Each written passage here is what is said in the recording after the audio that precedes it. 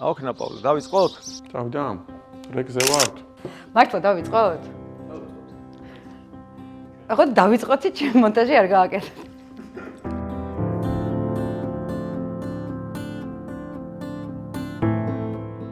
ადამიანის სიტყვა ეს არის ადამიანური პიროვნების უმნიშვნელოვანესი მახასიათებელი, რომელშიც ვლინდება ადამიანი როგორც ღვთის ხატი და მსგავსი არსება. სიტყვის ჯალა რეალურად არის ყველაფერი, რაზეც დგას ადამიანი. სიტყვას შეუძლია შეცვალოს, რომელ სიხშირეზე მუშაობს ჩვენი ტვინი. ჩვენ საკუთარ სიტყვას თუ პატივს არ ვცემთ, მაშინ სხვის სიტყვას როგორ შეიძლება პატივიცე?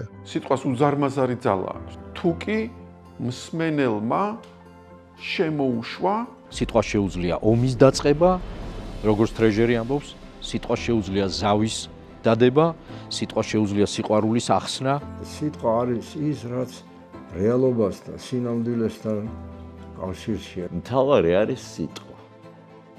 აი რას ვამბობთ ჩვენ?